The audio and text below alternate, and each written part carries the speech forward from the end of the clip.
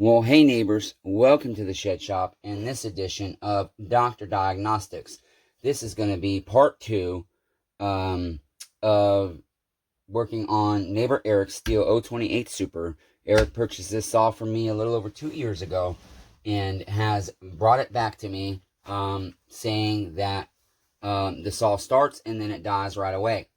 Well, we tried to start it when he was here. It would not start at all. Sprayed some fuel down our Venturi, and the saw did fire. Checked our spark plug. I looked at the condition of our motor. Not very well, to be honest, but I don't think we have anything to be concerned about there.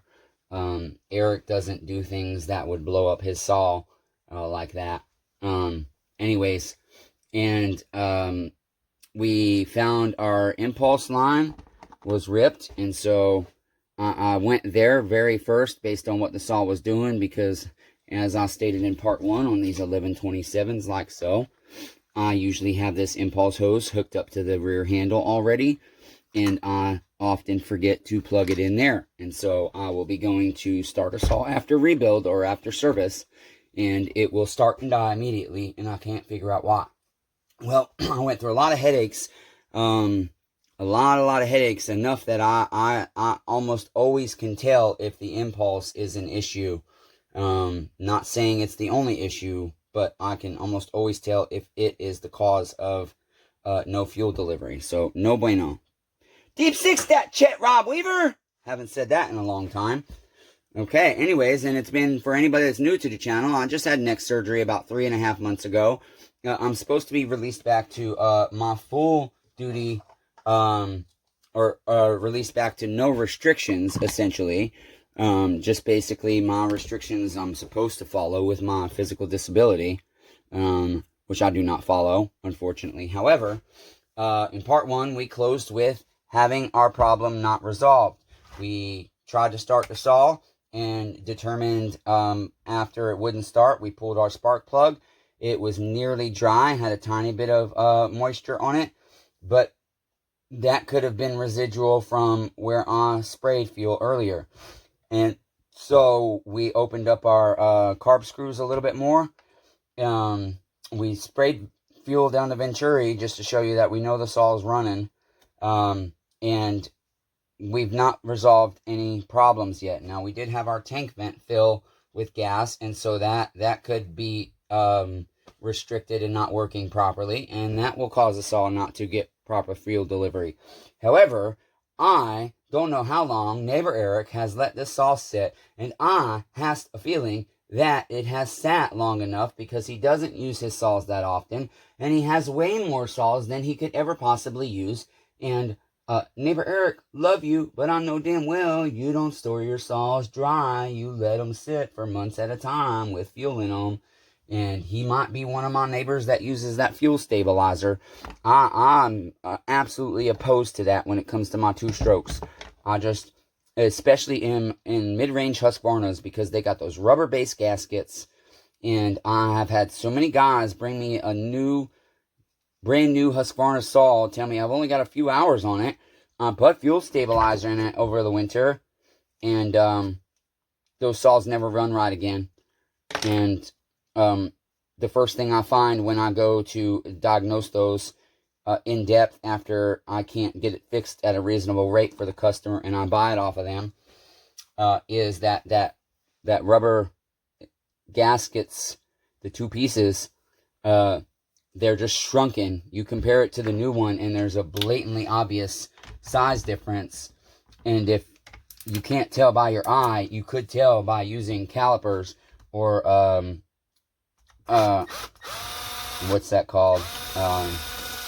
The actual really good digi micrometers or some shit. I forget what it's called. Can't think of the name of it. But it measures way more accurate than a calipers. But anyways, yeah. So that being said, I have a feeling that our carburetor might be gooped up. And so I'm going to check that. So we're just kind of going backwards here a little bit.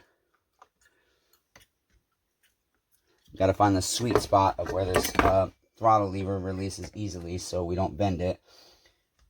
So I just kind of like to let it go all the way forward, or push it all the way forward, and then holding my throttle linkage like this, I let the carb lever start coming back as I'm gently pulling up, and it will release naturally without you having to force it or bend it, because it does have a sweet spot. Okay, now we had seal-alled our impulse hose onto our carb. Unfortunately, we're going to have to undo that, and so it's going to make pulling the carburetor slightly more difficult than normal. And same with our fuel line, we seal-alled that as well. They say this set it cures to where you can use it in the application within just a matter of a few minutes, but they say for a proper cure it takes 6 hours, I believe. So that wasn't as bad as if it had been on there for a while. But then go ahead and pop our fuel line off, being careful not to get shot with fuel in case there is pressure. There is not. Now, greasy shop rag. Neighbor, I'm back. Greasy shop rag. I love him. Scott, thank you so much. Listen, what Scott did for me. I didn't want to tell you guys until I did a video solely on a carburetor, but screw it.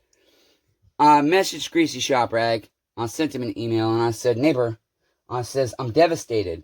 I went to town to sell some saws. I'm going to give you guys a little story, and then we'll get right back to this, I promise.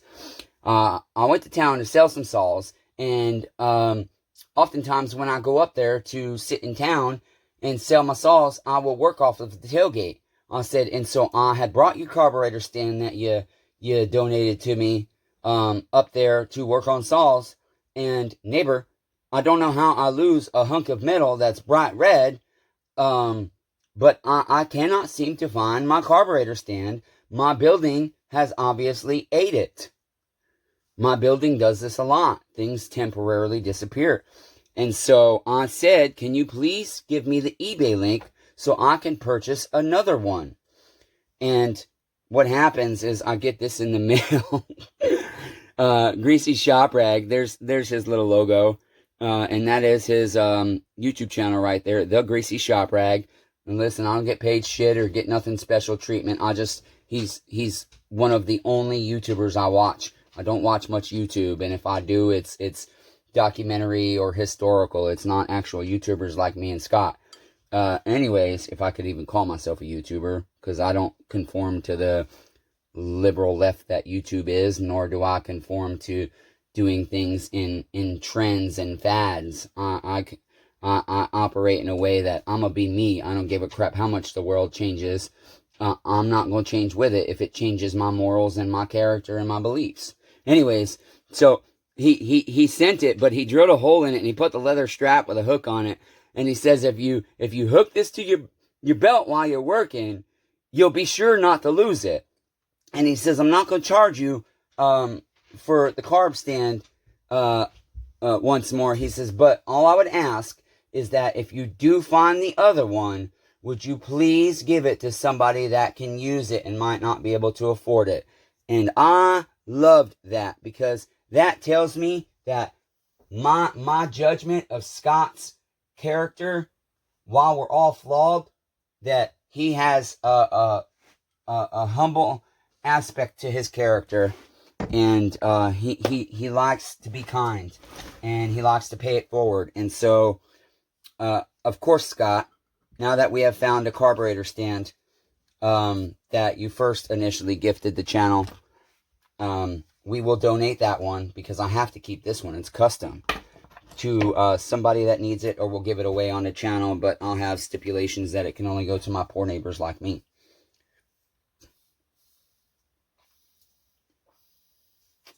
Sorry about the vape too, guys. Okay, so I'm going to take these 4 Phillips off of one side. This is going to be our metering side. I find more problems with the metering pump being the issue of a no runner at all than I do the pump. Usually if the pump diaphragm is stretched out and stuff, the saw will still run, just not quite properly. The meter, yeah, look at all that dirt in there, and this bitch is stiff as stiff could be. So see now, oh, we sold something on eBay. Now we're in a position where, oh, the other beautiful thing about Scott's carb stands, Scott, you got to send me the link to this, neighbor, so that I can share it on my channel. If you actively have them in inventory, man, anybody that works on two-stroke carburetors for any reason needs to have one of these damn things. Now listen, it wasn't until after I saw Scott use this on his channel, and after I got one from him, that I discovered they actually do make these at carburetor companies that sell carburetors and carburetor repair kits for the two-strokes. However, number one, I'll guarantee you they're not this stout.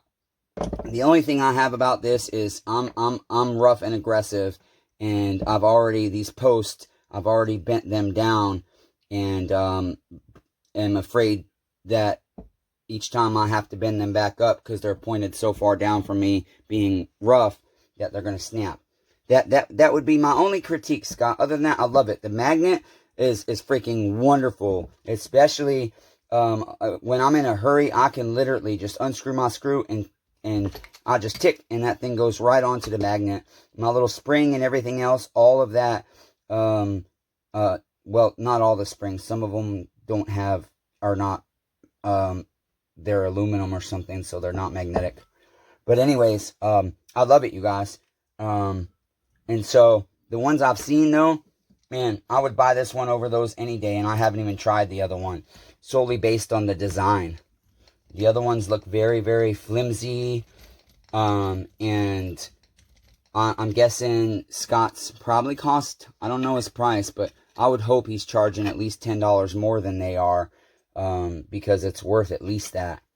But Scott, I think, initially put a pretty fair price on these. Yeah, see, this is our pump side, and this diaphragm is actually, I'm going to save Eric some money and be a nice guy, because this pump diaphragm does not need replaced. I don't believe so. It's in pretty good condition. A little tiny bit of stretching, but if I have this metering diaphragm without having to open a kit in my bulk tray, I can save neighbor Eric like $7 or $8, and so I will do that if I can. I almost always replace both, but if it's that good looking, then it's fine. So I'm gonna put you guys on pause while I go look for our metering diaphragm. Cha-ching. My Zama has about 15 different metering diaphragms in it. And the reason being because that's the 15 most common Zama diaphragms, metering diaphragms. This is going to be in the majority of your WA and WT Walboro carburetors. The most important thing to look at, aside from shape, is this this little metal circle here. I don't know what its particular name is, but it has this nub in the center that you guys can't see, damn it, because I'm off camera. It has this... Damn, look at the light, it's terrible. Wow, see, I change where the camera's set up, I add lighting, and I still just I put my phone on the highest resolution it can record on, and I still can't get you guys good stuff. Look how blurry that goes no matter where I move this. There we go. Okay, you see that nub in the center.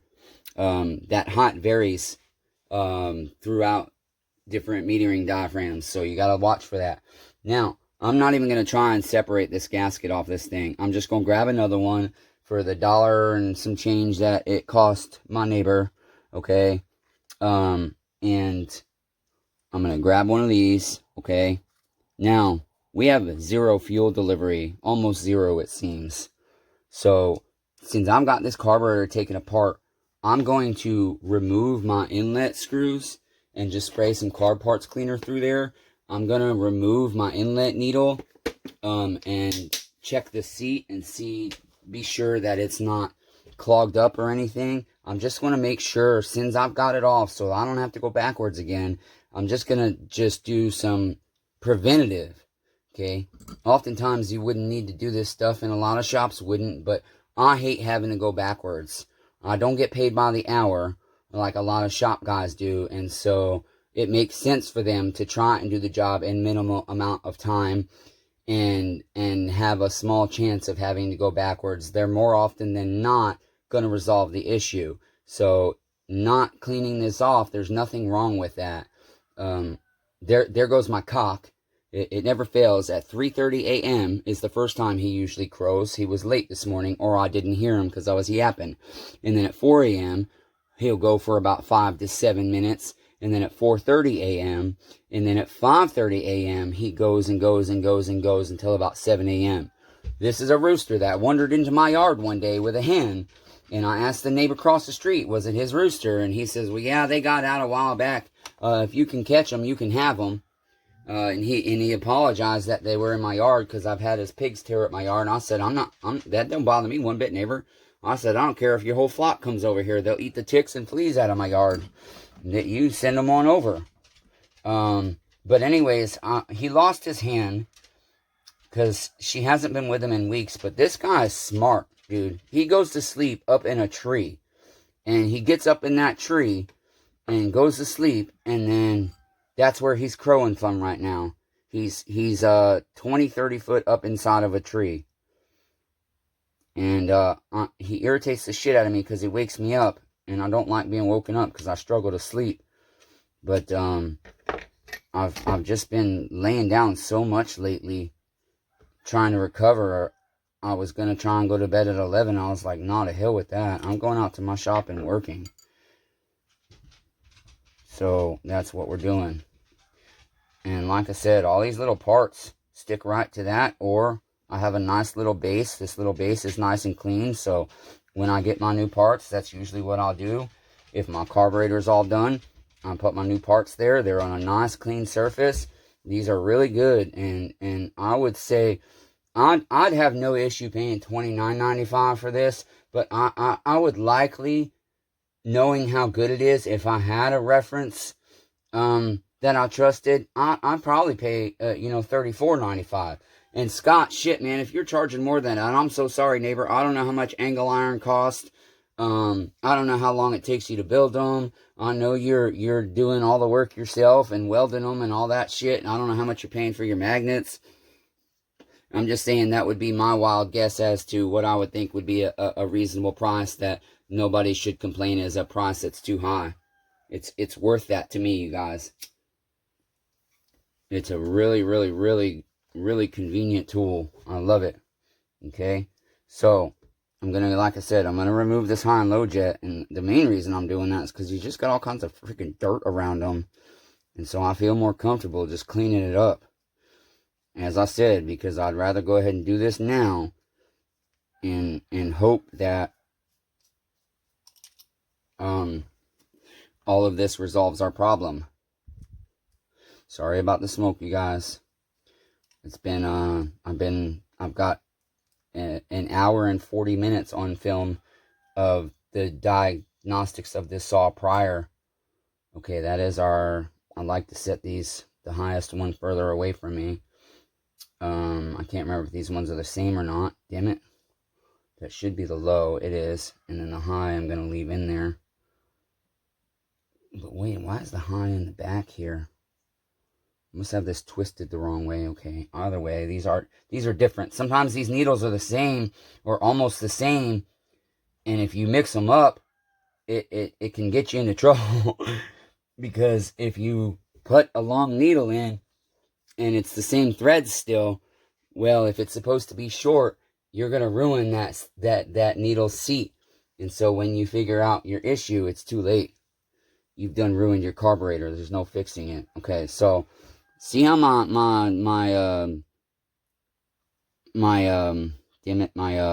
my goodness, why can't I think of the name of this? Wow, 3 months off the bench. What the hell is this called? Oh my gosh. Wow, why can I not think of the damn name of that? Oh my goodness sakes, that's gonna drive me insane. That is a part I know the name of. Why can I not think of it? That's bugging me. But I want to grab the stack of those, or the container I have with all those little components, in case I'm gonna replace any of them real quick. Why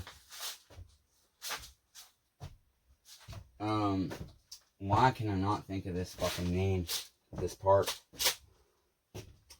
It's not an inlet needle. It's, holy hell. Wow. Anyways, I can't think of the name of it, you guys. I'm so sorry. Somebody go in the comments and tell me the name of this thing so I can say how stupid I am. Especially if it's inlet needle. These are your inlet screws. So I wouldn't think it's inlet needle, but it might be. Oh yeah, look at his screen all jacked and jammed right up, you guys. There's our real issue. See why I said I want to go through and just clean everything and check it. Wow, look at that. Look at that. There you go, neighbor Eric. That's why your saw can't get no fuel, neighbor. That's why we got to find you one of the mesh aftermarket air filters, because we can't find OEMs. I know I don't have any right now, neighbor, because I bought, the last time I found ones with the cloth on them, the guy had like 18 left, and I bought all of them, and he hasn't had any since. And he was the only one that had the aftermarkets with cloth. So, neighbor Eric, I'm going to look for one for you, and if I find it, we'll get rid of this fucking hefty, fucking cheap aftermarket thing that cost me $18 probably.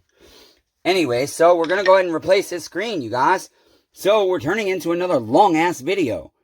In order to do that, it's very simple. You just pop the old one out. Don't try, unless you don't have a new kit and can't afford one or something, don't try to save this and clean it. Almost all of the kits come with it. Yeah, it is inlet needle, damn it. That's what that's called. It's gotta be. So if you have a kit, definitely don't try and salvage your screen. Just replace it, okay? If you can afford a kit, don't try and do pine saws and stuff on this, unless you don't want to spend the money. It's not that much. You can get carb kits for under $10 for a lot of these saws. I buy stuff in the bulk, and so I have all the different inlet needles. Let's see, including metering, levers, lever pins, needle valves. Okay, needle valves. That's what it's called. Not inlet needle, but needle valve. Okay, and so at this point, with his screen being clogged, I want to look at his needle valve, and I want to look at the seat. It looks like it's fine, and so I don't want to keep adding dollar bills to his bills, so I'm not going to replace that. Trying to save Eric money. He's got 4 saws here. And one of them, you guys, wait, it's a big fucking yellow beauty. Not going to tell you if it's Pioneer or McCulloch, but okay, and let me look in here. Where is the proper screen? It looks like, it's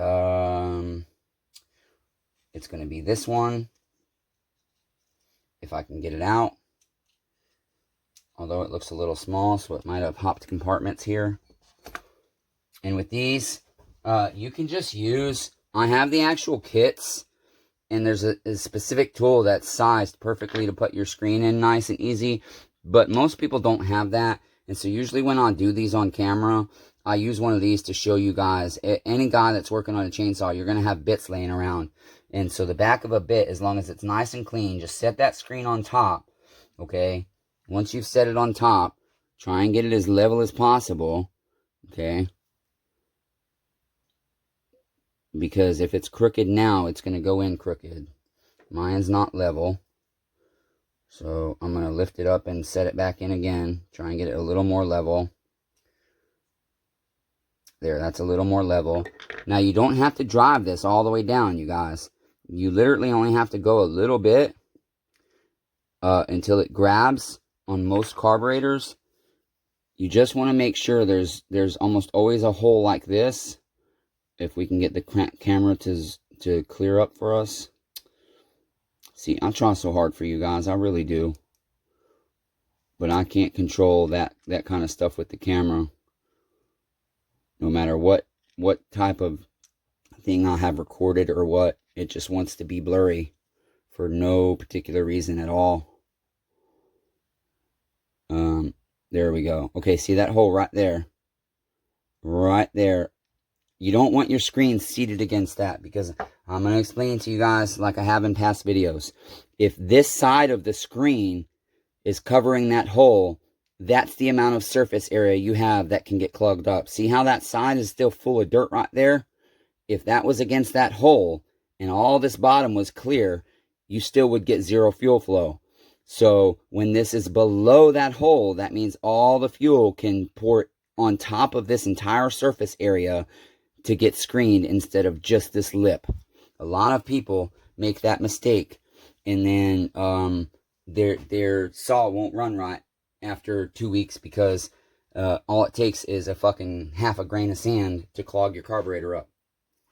Okay, so we got our new screen in, and since we have that in, we're going to go ahead and put our pump diaphragm back on. Okay, and this only goes one way by the design of the holes. Our gasket is still on this side. We've got no dirt in our compartments, so that's good. We'll put that back on. And I'm doing this side first for a specific reason, okay? And I'm going to show you in just a moment why I did that. So go ahead and tighten that on. And with the carburetor screws, again, you guys, you want them goot and snug tight, but you don't want them goot and tight, and you don't want them just goot and snug. Okay, goot and snug means you could have an air leak still. Goot and tight means you're going to strip them out more often than not. Goot and snug tight is in between goot and snug and goot and tight. And that's right where you want to be. Because then it's snug, no air leak, and you haven't over tightened and stripped out and ruined your carburetor. Now, why did I put that side on first and leave my other side off? I'm about to show you. I did that because now what I can do is once I put my inlet valve back in and my metering lever and I make sure it's set at the right height, I can go ahead and pressure test my carburetor and see if it has an air leak or not. It should not have an air leak, okay? And that means that and yes, we're going to test it with the other cover off of the saw still, or off of the carburetor still, because we want to make sure that our inlet needle is seating. I keep calling it inlet needle. It's apparently an inlet stem or whatever it said. Okay, so now I'm going to spray this real quick with car parts cleaner again, just to get the other side of it and to make sure my screws don't have any debris on them. Then we'll put that back in. Oh, it feels good to be back at the bench, you guys, even though it's frustrating. It really does feel good to be back at my bench. Finally doing something that I feel like I actually have freaking worth and value. Okay. I'm trying to make sure my grommets face the right way. I do believe it is. I know my inlet screws are different sizes, so they're easy to tell apart for me. So I know those are correct. I'm just going to screw those in real quick, but I like to hold it in place. That's the one thing I don't use the carb stand for, because then I'm screwing from the side, and I like to be this way. Now with these, you guys, there's a spring. It can feel tight when it's not all the way snugged. You do not want to over tighten, so just be careful and try your best to feel and understand that sometimes it's going to feel seated before it's seated. If it starts off really hard to turn it back out and start it again. You will ruin your carburetor and have no idea that you've ruined it if you over tighten this without knowing you over tightened it, because the inlet, the pointy end of the inlet screw will push and pit the carburetor on the inside, and so that's allowing more fuel to flow past that inlet needle. And the repair specialist explains this extremely well. He has a channel that is so much about half, 1. I'm not going 1 1/4 because these wall burrows on these saws often flood at 1 1/4, half, 1. He teaches everything you need to know about 2-strokes, and he diagnoses and helps you understand how they work to be able to diagnose dozens of different freaking issues with your chainsaw. Whoops, we got another step to go. Okay, for these, every guy does it differently. For me, I like to put my spring in first, and that's another reason I love this stand, because it holds my carburetor level for me.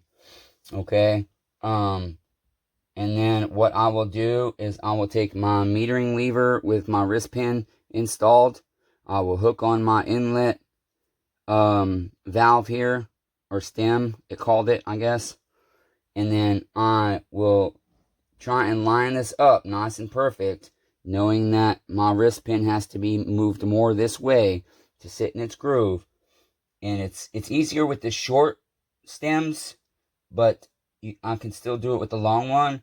I get my stem started, and then I just try and, whoops, I missed. See, I try and one-shot it down onto that spring. Successful most of the time, but not always. That's the easiest way for me, though. I see guys do it different ways, and I've actually seen ways that I'm like, yeah, I should try that. That looks a lot easier than how I do it. But when you've done something for 20 years, it's hard. It's hard to do it differently, even if you see a better way. You have to build that muscle memory and develop that way of doing it. And I never even tried that way, and I couldn't find it again, if that makes sense. I saw it in a video. Damn it. Now my hands are fighting me. Okay, so get that started and one-shot it down. I believe I got it.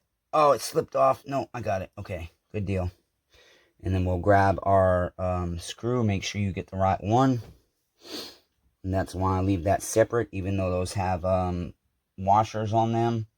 I don't want to make the mistake of ruining these threads. So keep that screw set aside. Okay, and then we'll take and we'll put this down good and snug tight. I've seen guys that too Loctite on this. I've never seen one of these loose, so I've never Loctited them. Now, this is a WT carburetor. I have a special tool. Most carburetors, but not all two-strokes, you simply can use a flat thing, and your metering lever height is going to be flush with your carburetor body. But take this tool, and you see how the WT carburetor is there. We have to do it that way because it's not flush, okay? And if the camera will allow you to see, which it's not going to, it needs to be raised up a little bit, okay? So I'm going to hold this end down over here on our stem, and I'm just going to ever so slightly, I'm going to bend this up just a tiny bit, okay? Just a little bit. And then I'm going to check it again, okay? Just a little bit. And then put my tool on again. And now I'm just ever so slightly high. So now I've got to go back the other way. So I'm going to hold this down and just a tiny bit. I'm going to push this other end down. Okay. Sometimes you have to use one tool to hold it and one tool to push it. Which requires me to hold it against my fat belly. So that's what I'm doing now. I like these perfect. Some guys will say close enough. Well, no. You'd be surprised what the width of a... Okay, now see how that runs nice and smooth. Oh, it's catching a tiny bit there again. Okay, I'm gonna go a teeny tiny bit more just to make it perfect. Okay, there we go. I'm happy with that now. I do have these tools for sale. I will try my best to put the link for the Walboro one in the description and a pinned comment. And if I remember to do that, I'll also go ahead and put the Zama one for you. We have those for sale on eBay. I believe I have them for $9.99 with shipping included. If you'd like to save about 7 to 8% on that price, email me at smallengineredemption@gmail.com and tell me what you want, and I can give you a lower price, especially if you don't mind having it in a letter envelope. Then I can save you about 12 to 15% off of that eBay price. Okay, whoops, I just took that off and I need it. So now all I'm going to do is I'm going to hook onto my fuel line side, okay, right where my fuel goes in, not my impulse, okay, and all I'm going to do is I'm going to pump about 10 to 15 pounds of pressure into that. Usually 10's more than enough, and I'm going to see if it holds. And if it doesn't hold, it's going to be a good example to show you how we'll find out if it's our stem that's not seated properly. So we're going to put this on pressure, our good old faithful Mighty Vac. Okay. We're going to pump it up. Like I said, usually 7.5 to 10 pounds is more than enough. And you see it's leaking. Just it's very, very, very slow. Or maybe this was just settling. It has been sitting out here for a while. Let me watch it for a minute here. No, it does look like it's very, very slowly leaking. Now, the repair specialist, I learned this from him. He says, don't always get discouraged if you have that after rebuilding a carburetor. Tap it on the counter, see if it drops a whole bunch at once. It does not. But he said sometimes you do have to get fuel to go through it. But the most important thing for me right now is I need to find out if that's seated. If that's seated properly and we don't have any leak there, well, then I know if my saw has issues, I'll recollect that, well, my inlet stem's seated, but what if this was leaking? Now, we can spray soapy water on that, and it's not going to necessarily hurt anything, but I don't always do it that way, because I don't prefer it. I don't love doing this, and I'm going to spray all of this with car parts cleaner after I spray the water. So we're already down to 6 pounds, so I'm going to go back up a little bit more, and I'm going to just spray this a little bit here, okay? You can use 2-stroke oil too, but I have found that it's a little bit harder on these for me to notice.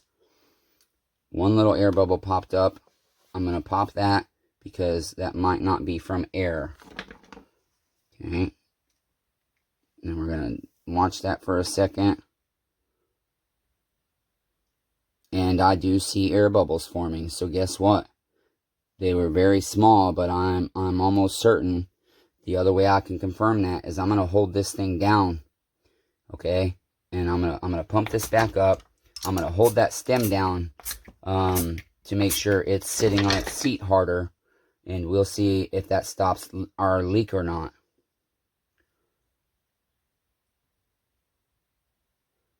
It does not, okay? So that means one of two things. Either it's not leaking here, or if it is leaking here, our seat is dirty, which we can resolve that with a simple Q-tip and drill, okay? But I'm gonna try and see if I can expose an air leak on the gasket, because usually I can if there is one.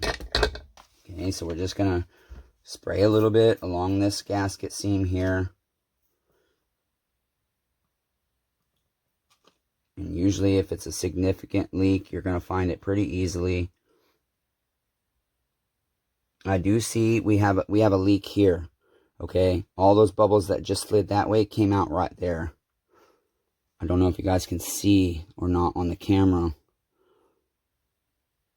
It is seeping bubbles on the seam. So, I am going to make sure I've snug that screw up, but it could be that either our gasket might need replaced, I didn't replace it, or it could be that at one point this screw was tightened too much, and that causes the center to concave, and then you're never going to get your edges to seal again unless you're the guy that has the patience to straighten this without cracking it. I'm not that guy. And so what we'll do is we'll finish putting our carburetor back together after we check this seat real quick and clean it with a Q-tip. You guys have seen that in other videos. For sake of time, I'm going to pause while I do all that. See, 40 minutes. I don't understand how these videos get so long. Damn. I'm going to pause while I do everything, actually, for sake of time. And then we're going to see if this resolved our issue. I've got to cut these videos way down somehow. I mean to do a 20-minute video, and it ends up being an hour long because I'm detail-oriented, and so many people tell me that they've searched video after video after video, and the one little thing they needed to know or couldn't figure out was in my video, and nobody else's video had it. So in a way, even though it makes my channel less successful because people want short videos, in another way, it makes me happy that I'm reaching the people that I want to reach. I'm not trying to reach guys building freaking 30-inch pipes on chainsaws and race saws and all that. I'm trying to reach the basic guy that can't afford to pay guys like me to fix their chit. I'm trying to reach the homeowner that wants to fix their own saw to save a couple $100, or they only have a $200 saw, so it's not worth taking to a mechanic. I'm trying to reach the novice that wants to do this as a hobby. Those are the people I'm trying to reach, not the guys that already know it all about 2-strokes. This channel's not for you. Well, it's not for you to learn from. You can get entertainment if you want, but maybe I should shut the hell up and my videos wouldn't be so long, huh, neighbors? Let me do all that crap and we'll see if this saw's fixed or not. Here's the Q-tip trick I was talking about. If your Q-tip doesn't fit in that hole, all you got to do, you guys, start at the base and work this cotton out. You don't want to pull from here because that's going to stay fat. Start at the base, work it out, and then twist this, and then it will fit right in the smaller inlet stem holes, okay? And then you can put a drill on low speed and connect it to this end and turn that, and that's going to polish that seat and make sure your needle seats. And look how much dirt and debris we were able to remove from where that stem goes in. Damn it, I can't really turn my hand certain ways, but this camera, man, just this angle is not working for us, is it? Damn it, now the whole thing popped out of the mount. Yeah, it just doesn't work. Clean versus dirty as hell in the portion that was all the way at the bottom. Yeah, trying my best as usual, you guys. Trying and not fully succeeding, but not failing completely either. Okay, so after cleaning that seat, and I checked my tightness of my screw on this other side, it was able to snug up a little bit more. And now that I've replaced my valve stem and cleaned the seat, we have no air leak in our carburetor now. So now, if we still have an issue with fuel delivery, we can say for about 98% certainty that it's not an issue with our carburetor anymore. Unless his dirty ass, oh, you know what? I'll be damned. I missed some of those jets to spray. I didn't clean my full carburetor, so I take that back. I'm only going to be about 65 to 70% able to eliminate the carburetor as the issue now, if there's still an issue. That sucks. I'm not taking it all back apart again, though, especially given the amount of time. I'm like 4 hours deep into this saw already. That's what people don't realize. Sometimes it takes a really long time. I don't charge hourly. That's not fair. That's not right. Everybody works at a different pace, number one. And number two, if I charged my guy hourly, I could work as slow as I want. I could lie and say, if I get a job done faster, twice as fast as I normally would, I can lie and say that it took me the normal amount of time and charge my neighbor. Well, then I'm charging them for hours of work that I didn't actually do, whether the job called for it or not. I always worked faster than people at most jobs that I worked that are manual labor, construction and everything. I climbed the pole, the totem pole really fast in my construction jobs and factory jobs. And in fact, I had the old school guys run me out of a company called Tyco Electronics. Not Tyco Electronics. It's Tyco Industries. They're the company that makes fiber optics, armored undersea communication cable systems. Not the Tyco that makes little microchips and stuff. Well, anyways, until all these third world countries actually started getting cell phones like we have, the company out of nowhere one day, after all these guys have been there, 20 to 50 years, they laid off like 480 of 500 employees in one day. And when they picked up a really big contract back when I worked there a little over a decade ago, all the old heads were telling me and a couple of the other young guys that we were working too fast, that we were going to run ourselves out of work, and that we needed to slow down. Well, I didn't understand what that meant at the time. And even if we were going to run out of work, my daddy would have taught me that it doesn't matter. You agreed to do a job, and you should do it the best you're physically capable of doing that job. Now, these guys, I understood. They're watched all the guys that they worked alongside 20 some odd years, 30 some odd years, just get laid off and get a very small severance package. And, so I didn't understand until I was older why they were saying you're going to run us out of work. The contract the company had was going to take like at least 5 to 10 years to fulfill.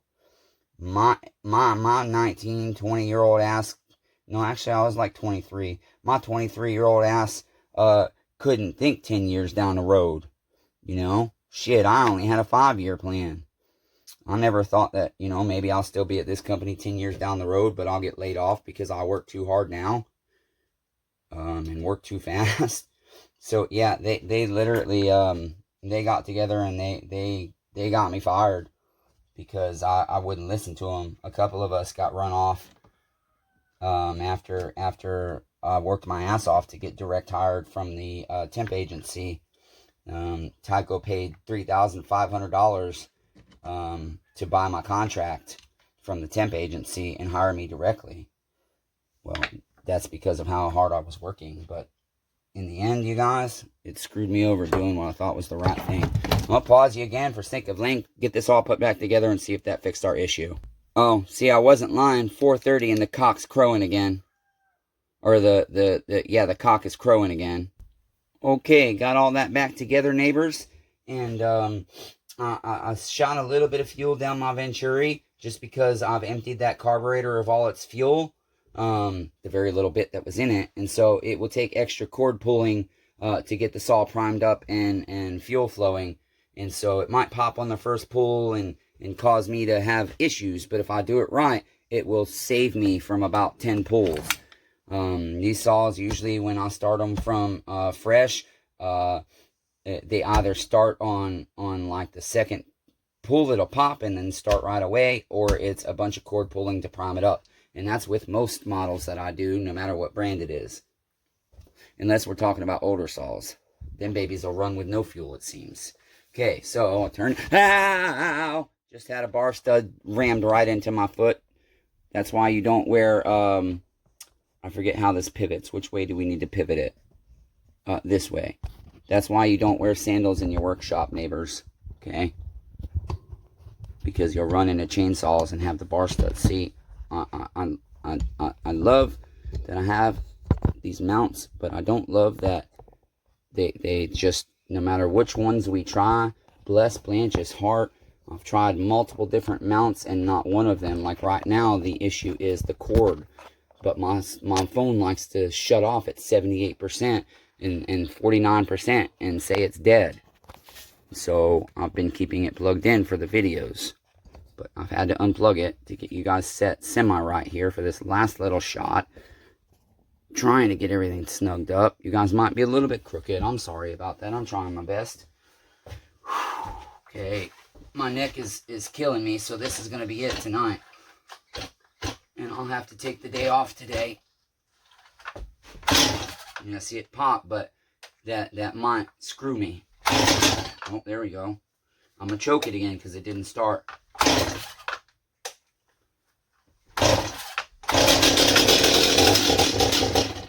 Okay, we're getting somewhere. One choke.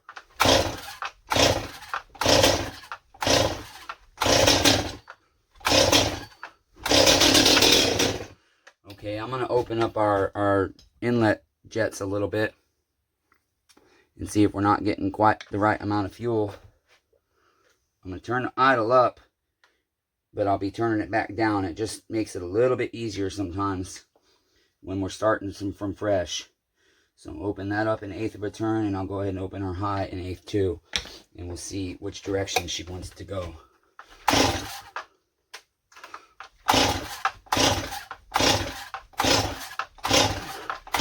Now she wants to not go at all.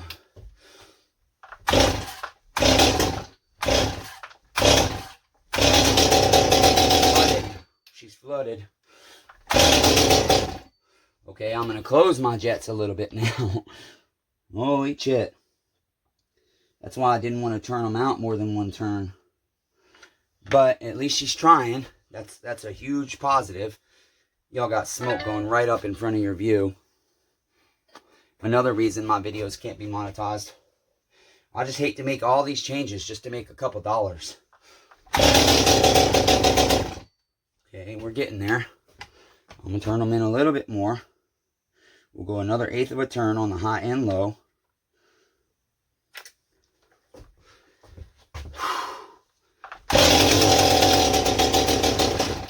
Okay, we're getting there. I'm going to go another eighth of a turn on the high and low. I'm doing both for now. until I can get it running.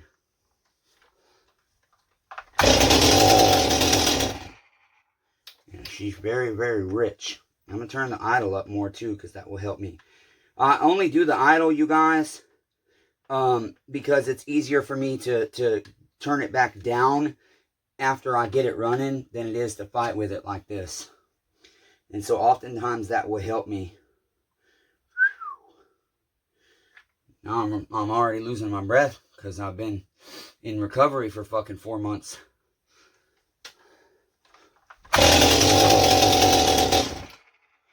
Yeah, I can't even get it to run long enough to get anything. Okay, so... And it sounds like it's getting too much fuel. It doesn't sound like it's not enough.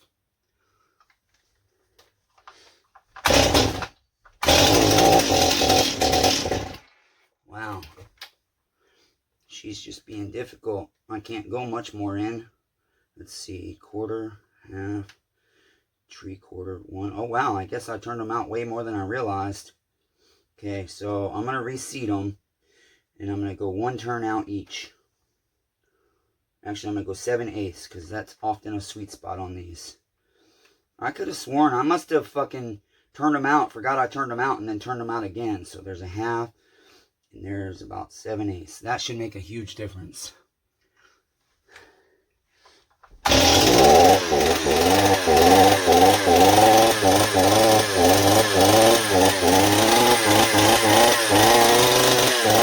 There's your song, Eric!